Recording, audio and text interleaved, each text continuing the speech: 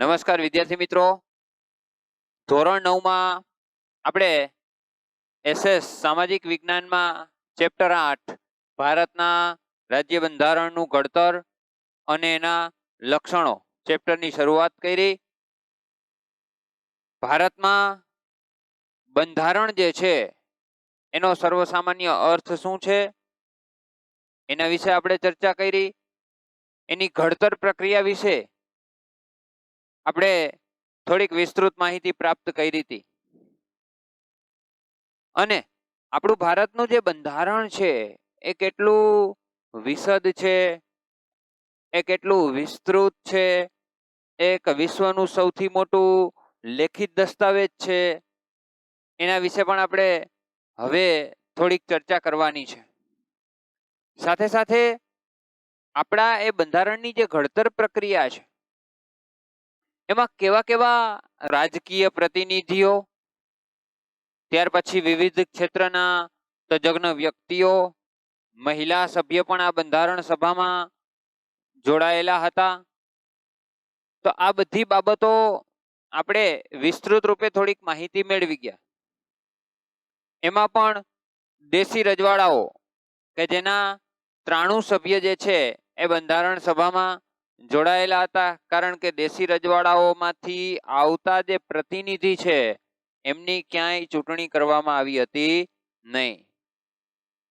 Cabinet mission 1946માં જ્યારે આવે છે એ સમયગાળા દરમિયાન ભારતમાં બ્રિટિશ પ્રાંતના જેટલા પણ પ્રદેશ હતા એ બધી જ જગ્યાએ ચૂંટણી થઈ અને એમાં ચૂંટાયેલો જે પ્રતિનિધિ છે એ બંધારણ સભામાં આવે છે.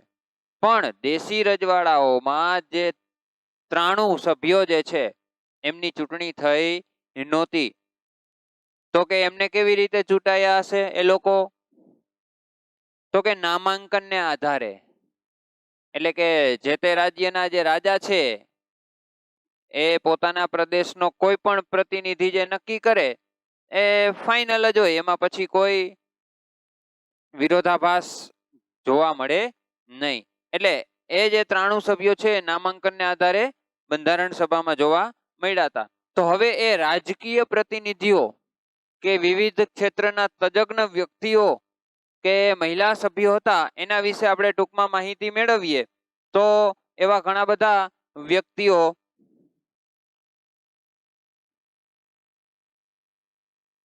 જવાહરલાલ નહેરુ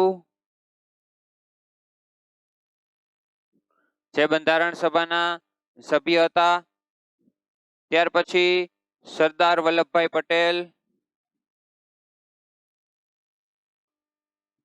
આપણા પાઠ્યપુસ્તકમાં આપ્યા છે એવા નામોને આપણે થોડાક અત્યારે અહીંયા ચર્ચા કરીએ છીએ. ત્યાર પછી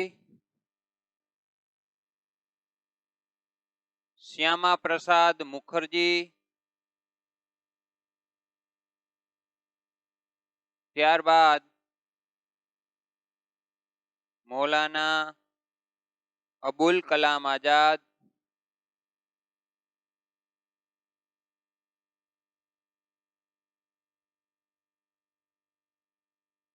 ત્યાર પછી જોઈએ તો HP મોદી,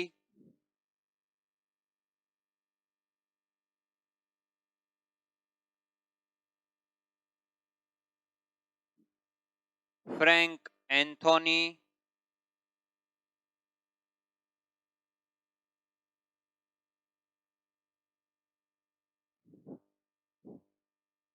જવાહરલાલ નહેરુ, સરદાર વલ્લભભાઈ પટેલ, શ્યામ પ્રસાદ મુખર્જી, મૌલાના અબુલ કલામ આઝાદ, ત્યાર પછી HP મોદી, ફ્રેન્ક એન્થોની, ત્યાર પછી બલદેવસિંહ,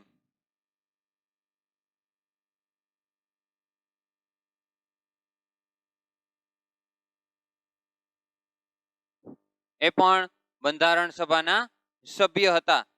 ત્યારબાદ એક અન્ય સભ્ય હતા HV કામત, જે આપણા પાઠ્યપુસ્તકમાં નામ આપેલા જ છે.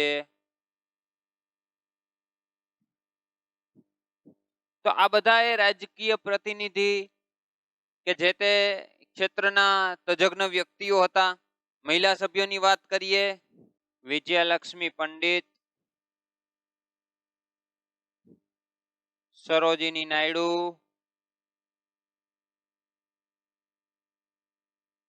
આપણા ગુજરાતના હંસાબેન મહેતા. તો આવા અલગ અલગ ક્ષેત્રના સભ્યો જે છે આપણી બંધારણ સભાના સભ્ય હતા. હવે એ બંધારણ સભાના સભ્ય તરીકે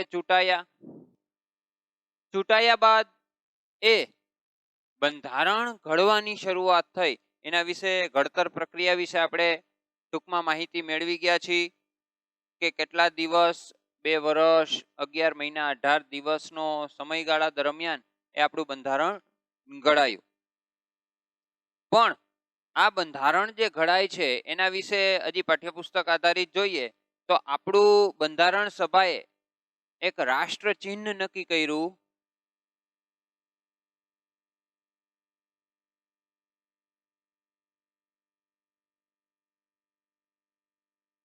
રાષ્ટ્ર ચિહ્ન અને બીજું હતું રાષ્ટ્રસૂત્ર.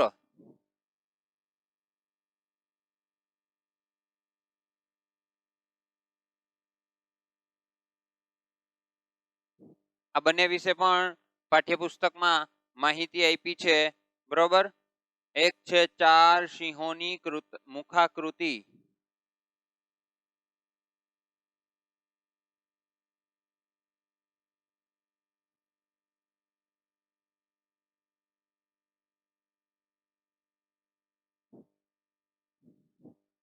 અને રાષ્ટ્રસૂત્ર તો એ આપણે અગાઉ પણ તમે ભણી ગયા હશો.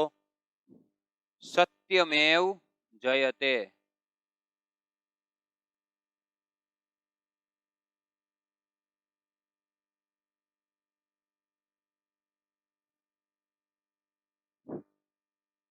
ટૂંકમાં કહીએ તો સત્યનો જ વિજય થાવ. તો વિદ્યાર્થી મિત્રો, આપણે ત્યાં બંધારણ સભા નક્કી થઈ, બંધારણની ઘડતર પ્રક્રિયા અને બંધારણ પૂર્ણ પણ થયું. એ બંધારણમાં કેવા કેવા શબ્દો ઉમેરવામાં આવ્યા છે, એની કેવી લાક્ષણિકતાઓ છે, એની શું વિશેષતાઓ છે, એના શું આધાર સ્તંભ છે, એના વિશે જ આપણે આ ચેપ્ટરમાં માહિતી પ્રાપ્ત કરવાની છે. હજી પણ ઘણી બધી એવી બાબતો કે બંધારણમાં કઈ કઈ બાબતોનો સમાવેશ થતો હશે તો એના વિશે પણ આપણા પાઠ્યપુસ્તકમાં આપ્યું છે. એક તો મૂળભૂત હક, મૂળભૂત ફરજ,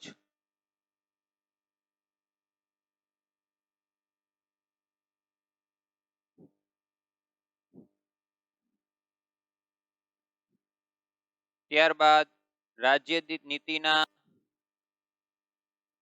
માર્ગદર્શક સિદ્ધાંતો,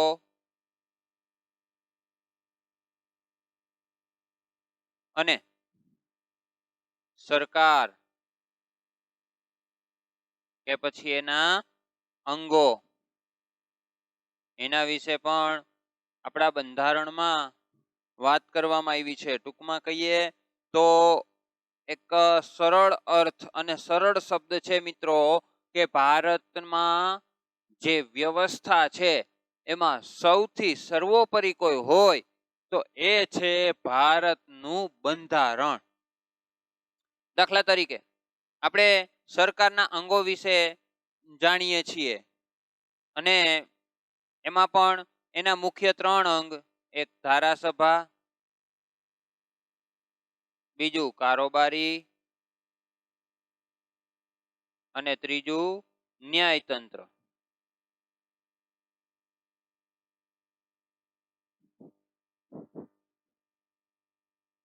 તો જે આપણે હમણાં જ વાત કરી કે બંધારણ છે એ સર્વોપરી છે, એનાથી ઉપર કોઈ છે નહીં. ધારાસભા જો કોઈ પણ કાયદો ઘડશે, જો કોઈ પણ ધારો પસાર કરશે તો એ ધારો, એ કાયદો બંધારણની જે કલમ છે, જે અનુચ્છેદ છે એને અનુરૂપ હોવો જોઈએ. એના વિરુદ્ધમાં કોઈ પણ ધારો એ લાવી શકતા નથી. તો વળી ધારાસભા ઉપર નિયંત્રણ હોય છે, એ પણ આપણા બંધારણમાં જોગવાઈ છે. કોનું નિયંત્રણ હોય છે? તો કે કારોબારીનું અને ન્યાયતંત્રનું. જો ધારાસભા બંધારણના વિરુદ્ધ અથવા તો એના જે અનુચ્છેદ છે, પરિશિષ્ટ કલમો છે, એના વિરુદ્ધનો જો કોઈ કાયદો ઘડે તો ન્યાયતંત્ર એને રદ બાતલ કરી શકે છે. તો ધારાસભા છે એની ઉપર આ બંનેનું નિયંત્રણ છે. તો વળી વિદ્યાર્થી મિત્રો, બીજું અંગ કારોબારી, જે કાયદાને અમલમાં મૂકે છે. કાયદો અહીંયાથી ઘડાયો હોય, અહીંયા અમલમાં મુકાય કારોબારી. તો આ કારોબારી ઉપર ધારાસભા અને વળી ન્યાયતંત્ર એ બંનેનું નિયંત્રણ હોય છે.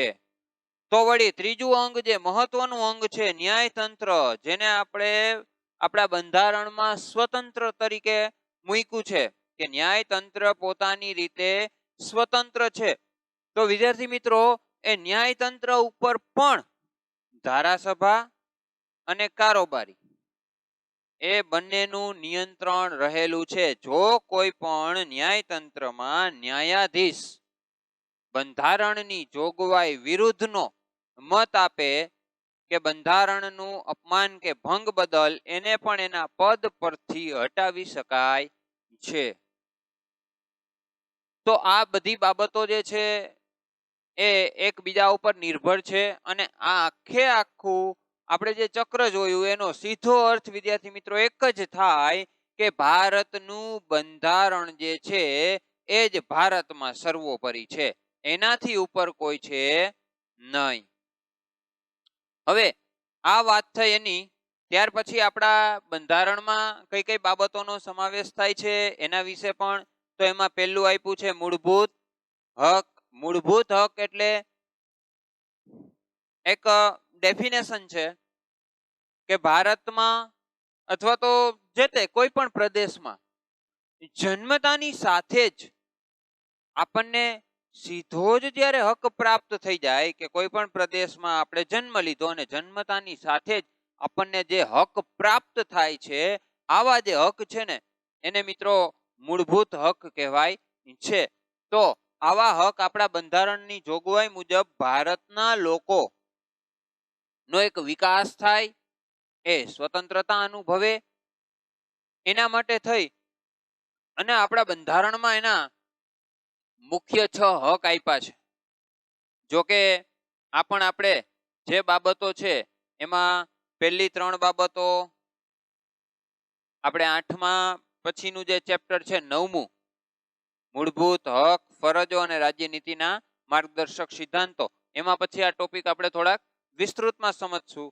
અને વળી 10મું ચેપ્ટર સરકારના અંગો, એ પાછું 10મા ચેપ્ટરમાં વિસ્તૃત રીતે આવશે. એમાં ધારાસભા, કારોબારી, ન્યાયતંત્ર, જે તે અદાલતોના ન્યાયાધીશ, વડાપ્રધાન, રાષ્ટ્રપતિ, જે તે રાજ્યની જે વિધાનસભા છે એના સભ્યો, મુખ્યમંત્રી, એના વિશે પણ એ આ 10મા ચેપ્ટરમાં ચર્ચા કરશું. પણ અત્યારે ટૂંકમાં જોઈએ તો આપણા ભારતની જે પ્રજા છે, નાગરિક છે, બરોબર, એને સ્વતંત્રતા આપવા માટે અમુક પ્રકારના જે હક છે એ વિકાસ કરી શકે એ માટે હક આપવામાં આવ્યા છે.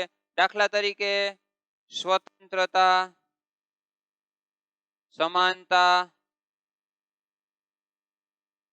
શિક્ષણ,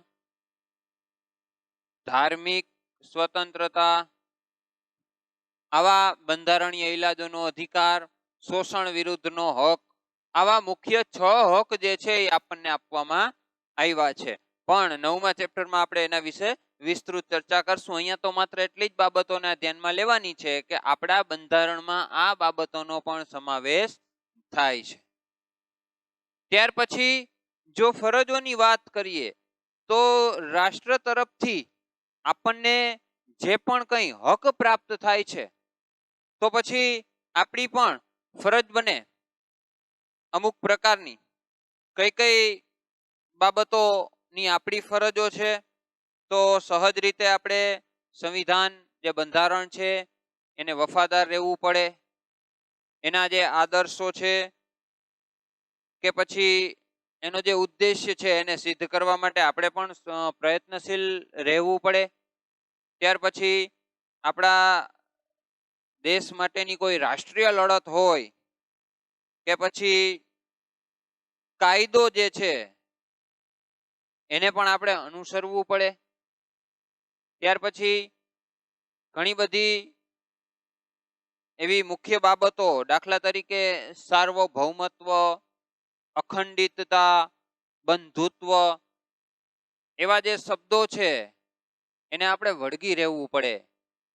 ત્યાર પછી ઐતિહાસિક સ્મારકો છે એની જાળવણી અંગે પણ આપણે ધ્યાન રાખવું પડે.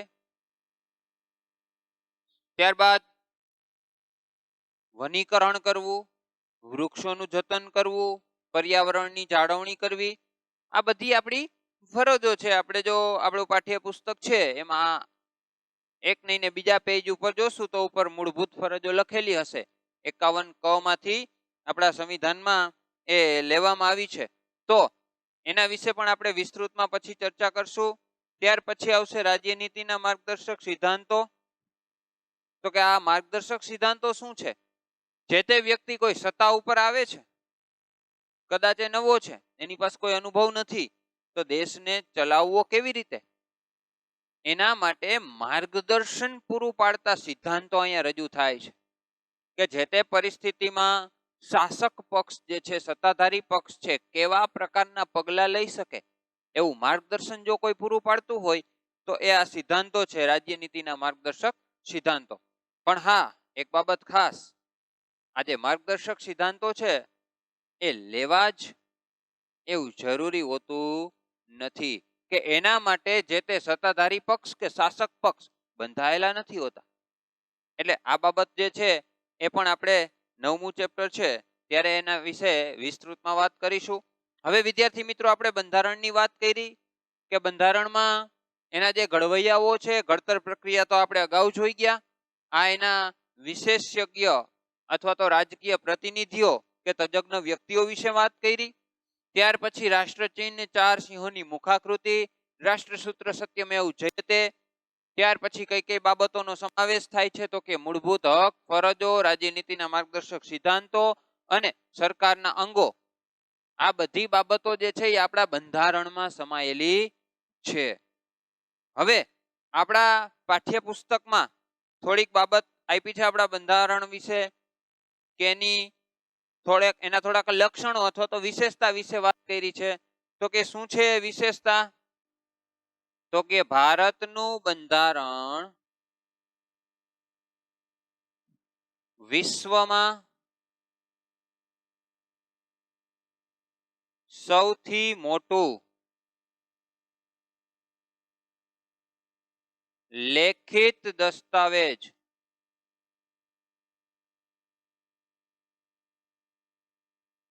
આ એની વિશેષતા થઈ કે વિશ્વમાં સૌથી મોટું લેખિત દસ્તાવેજ જો કોઈનું હોય તો એ આપણા ભારતનું બંધારણ છે.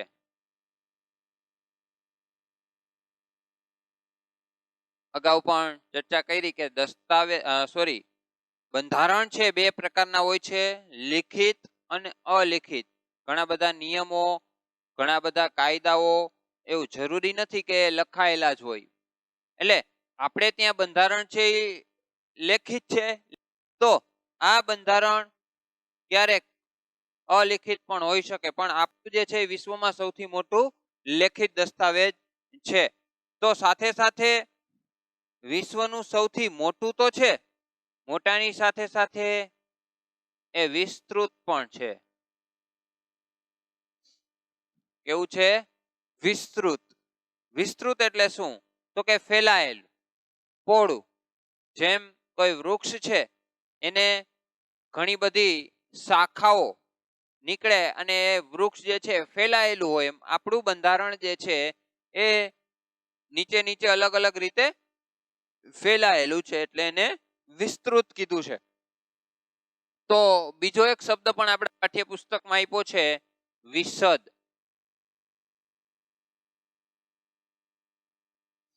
વિશદ, વિશદનો સીધો અર્થ થાય સરળ,